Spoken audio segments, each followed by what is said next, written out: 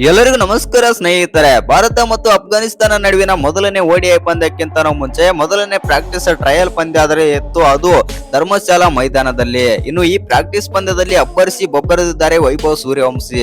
ಹೌದು ಸ್ನೇಹಿತರೆ, ವೈಭವ್ ಸೂರ್ಯವಂಶಿ ಬ್ಯಾಟಿಂಗ್ ಕಂಡು ರಾಶಿದ್ ಖಾನೆ ಶಾಕ್ ಆದರು. ಹೇಗಿತ್ತು ವೈಭವ್ನ ಆರ್ಭಟ ಪ್ರಾಕ್ಟೀಸ್ ಪಂದ್ಯದಲ್ಲಿ ಮತ್ತು ಟ್ರಯಲ್ ಪಂದ್ಯದಲ್ಲಿ ಅಂತ ತಿಳ್ಕೊಂಬರೋಣ ಬನ್ನಿ. ಅದಕ್ಕಿಂತ ಮುಂಚೆ ನೀವೇನಾದ್ರೂ ಚಾನಲ್ಗೆ ಸಬ್ಸ್ಕ್ರೈಬ್ ಮಾಡ್ಕೊಳ್ಳೋದು ಹಾಗೆ ನೋಡ್ತಿದ್ರೆ ಸಬ್ಸ್ಕ್ರೈಬ್ ಮಾಡ್ಕೊಂಡು ಬೆಲ್ ಐಕಾನ್ ಅನ್ನ ಆಲ್ ಇಟ್ಕೊಳ್ಳಿ. ಹಾಗೆ ಮರಿದೆ ವಿಡಿಯೋಗೊಂದು ಲೈಕ್ ಕೊಡತಾನೆ ಕೂಡ ಮರಿಬೇಡಿ.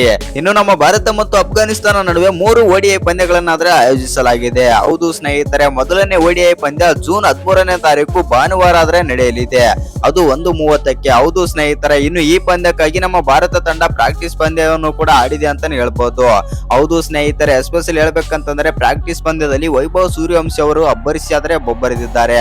ಇನ್ನು ವೈಭವ್ ಸೂರ್ಯವಂಶಿ ಅವರು IPL ಅಲ್ಲೇ ಬಿಟ್ಟಿಲ್ಲ, ಇನ್ನು ಓಡಿಐನಲ್ಲಿ ಅಬ್ಬರಿಸಿದ್ದಾರೆ ಅಂತಾನೆ ಹೇಳ್ಬೋದು. ಹೌದು ಸ್ನೇಹಿತರೆ, ನೀವೆಲ್ಲ ಕೇಳ್ಬೋದು ವೈಭವ್ ಸೂರ್ಯವಂಶಿ ಅವರು ಪ್ಲೇಯಿಂಗ್ 11 ನಲ್ಲೇ ಇಲ್ಲ ಮತ್ತು ತಂಡದ ಸ್ಕ್ವಾಡ್ ನಲ್ಲೇ ಇಲ್ಲ, ಹೇಗೆ ಅಬ್ಬರಿಸುತ್ತಾರೆ ವೈಭವ್ ಸೂರ್ಯವಂಶಿ ಅವರು ಅಲ್ಲಿ ಹೋಗಿ ಅಂತ ನೀವೆಲ್ಲ ಕೇಳ್ಬೋದು. ಆದ್ರೆ ಇದೀಗ ನಮ್ಮ ಟೀಮ್ ಇಂಡಿಯಾ ಒಂದು ಪ್ಲಾನ್ ಮಾಡಿ ಆದ್ರೆ ಅವರನ್ನಾದ್ರೆ ಕರೆಸಿದೆ ಅಂತ ಹೇಳ್ಬೋದು.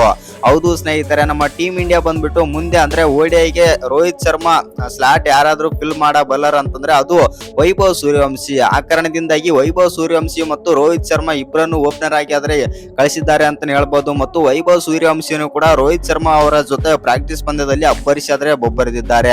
ಇನ್ನೊಂದೇನಂತಂದ್ರೆ ನಮ್ಮ ಟೀಮ್ ಇಂಡಿಯಾ ಬಂದ್ಬಿಟ್ಟು ಟೀಮ್ ಇಂಡಿಯಾದ ಸ್ಕ್ವಾಡ್ ಅಲ್ಲೂ ಕೂಡ ಇದೀಗ ನಮ್ಮ ವೈಭವ್ ಸೂರ್ಯವಂಶಿ ಅವರನ್ನ ಅಂದ್ರೆ ಮೊದಲನೇ ಓಡಿಐ ಪಂದ್ಯಕ್ಕೆ ವಿರಾಟ್ ಬದಲಿಗೆ ವೈಭವ್ ಸೂರ್ಯವಂಶಿ ಅವರನ್ನ ತಂಡದಲ್ಲಿ ಇರಿಸಿಕೊಳ್ಳಲು ಪ್ರಯತ್ನ ಆದ್ರೆ ಮಾಡ್ತಾ ಇದೆ ಅಂತೆ.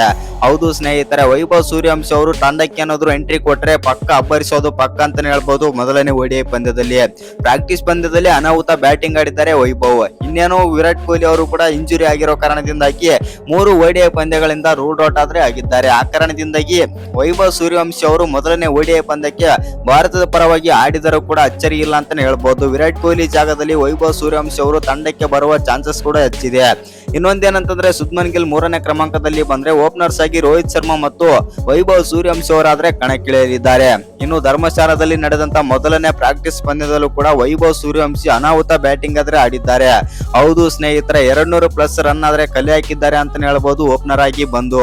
ಇದರಲ್ಲಿ 12 6 8 4 264ರ ಸ್ಟ್ರೈಕ್ ರೇಟ್ ನಲ್ಲಿ ಬ್ಯಾಟಿಂಗ್ ಆದ್ರೆ ಮಾಡಿದ್ದಾರೆ ಅಂತ ವೈಭವ್ ಸೂರ್ಯವಂಶಿ. ಹೌದು ಸ್ನೇಹಿತರೆ, ಇವರ ಬ್ಯಾಟಿಂಗ್ ಕಂಡು ವೈಭವ್ ಸೂರ್ಯವಂಶಿ ಅವರ ಬ್ಯಾಟಿಂಗ್ ಕಂಡು ರಾಶಿದ್ ಖಾನ್ ಅವರೇ ಶಾಕ್ ಆಗಿದ್ದಾರೆ ಅಂತೆ. ಅಕಸ್ಮಾತ್ ಆಗಿ ಏನಾದ್ರೂ ವಿರಾಟ್ ಕೊಹ್ಲಿ ಅವರ ಜಾಗದಲ್ಲಿ ಇದೀಗ ನಮ್ಮ ವಿರಾಟ್ ಕೊಹ್ಲಿ ಬಂದ್ಬಿಟ್ಟು 3 ಓಡಿಐ ಪಂದ್ಯಗಳಿಗಾದ್ರೆ ರೋಲ್ಡ್ ಔಟ್ ಆದ್ರೆ ಆಗಿದ್ದಾರೆ. ಆ ಕಾರಣದಿಂದಾಗಿ ವಿರಾಟ್ ಕೊಹ್ಲಿ ಅವರ ಜಾಗದಲ್ಲಿ ವೈಭವ್ ಸೂರ್ಯವಂಶಿ ಬಂದು ವೈಭವ್ ಸೂರ್ಯವಂಶಿ ಮತ್ತು ರೋಹಿತ್ ಶರ್ಮಾ ಓಪನರ್ ಆಗಿ ಬಂದ್ರೆ ಹೇಗಿರುತ್ತೆ ಮತ್ತು ರೋಹಿತ್ ಶರ್ಮಾ ವೈಭವ್ ಸೂರ್ಯವಂಶಿ ಅವರು ಮೊದಲನೇ ಓಡಿಐ ಪಂದ್ಯದಲ್ಲಿ ಎಷ್ಟು ರನ್ ಕಲೆ ಹಾಕ್ಬಹುದು ಅಂತ ಕಮೆಂಟ್ ಮಾಡೋದನ್ನ ಮರಿಬೇಡಿ. ಇನ್ನು ಗಿಲ್ ಯಾವ ಜಾಗದಲ್ಲಿ ಆಡ್ತಾರಂತ ನಿಮ್ಗೆಲ್ಲ ಅನುಮಾನ ಕೂಡ ಹುಟ್ಟಿರಬಹುದು. ಗಿಲ್ 3ನೇ ಕ್ರಮಾಂಕದಲ್ಲಿ ಆಡ್ತಾರೆ. ಯಾಕಂತಂದ್ರೆ ವೈಭವ್ ಸೂರ್ಯವಂಶಿ ಮತ್ತು ರೋಹಿತ್ ಶರ್ಮಾ ಲೆಫ್ಟ್ ಹ್ಯಾಂಡ್ ಮತ್ತು ರೈಟ್ ಹ್ಯಾಂಡ್ ಕಾಂಬಿನೇಷನ್ ಆಗಿರೋ ಕಾರಣದಿಂದಾಗಿ ಅನಾಹುತ ಬ್ಯಾಟಿಂಗ್ ಆಡೋ ಎಲ್ಲ ಚಾನ್ಸಸ್ ಆದ್ರೆ ಇವೆ. ಇನ್ನು ವೈಭವ್ ಸೂರ್ಯವಂಶಿ ಅವರು ನಮ್ಮ ಟೀಮ್ ಇಂಡಿಯಾಗೆ ಮೊದಲನೇ ಓಡಿಐ ಪಂದ್ಯಕ್ಕಾಗಿ ಡೆಬ್ಯೂಟ್ ಮಾಡ್ತಾರ ಮತ್ತು ತಂಡಕ್ಕೆ ಬರ್ತಾರ ಅಂತ ಕಮೆಂಟ್ ಮಾಡೋದನ್ನ ಮರಿಬೇಡಿ. ನನ್ನ ಪ್ರಕಾರ ನೋಡೋದಾಯ್ತು ಅಂತಂದ್ರೆ ಪ್ರಾಕ್ಟೀಸ್ ಪಂದ್ಯದಲ್ಲೆಲ್ಲ ಅಬ್ಬರಿಸುತ್ತಿದ್ದಾರೆ. ಆ ಕಾರಣದಿಂದಾಗಿ ನಮ್ಮ ಟೀಮ್ ಇಂಡಿಯಾದ ಮ್ಯಾನೇಜ್ಮೆಂಟ್ ಇವರಿಗೆ ಒಂದು ಅವಕಾಶ ಕೊಟ್ಟರು ಕೂಡ ಅಚ್ಚರಿ ಇಲ್ಲ ಅಂತಾನೆ ಹೇಳ್ಬೋದು. ಇನ್ನೇನು ಕೆಲವೇ ವರ್ಷಗಳಲ್ಲಿ 2027ರಲ್ಲಿ ಬಂದ್ಬಿಟ್ಟು ಓಡಿಐ ವರ್ಲ್ಡ್ ಕಪ್ ಕೂಡ ಸ್ಟಾರ್ಟ್ ಆಗಲಿದೆ. ಆ ಕಾರಣದಿಂದಾಗಿ ನಮ್ಮ ಟೀಮ್ ಇಂಡಿಯಾ ಮುನ್ಸೂಚನೆ ಪ್ಲಾನ್ ಕೂಡ ನಡೆಸುತ್ತಾ ಇದ್ದಾರೆ ಅಂತಾನೆ ಹೇಳ್ಬೋದು. ಇದೀಗ ಪ್ರಾಕ್ಟೀಸ್ ಪಂದ್ಯದಲ್ಲೂ ಕೂಡ ಅವಕಾಶ ಆದ್ರೆ ನೀಡ್ತಾ ಇದ್ದಾರೆ ವೈಭವ್ ಸೂರ್ಯವಂಶಿಗೆ.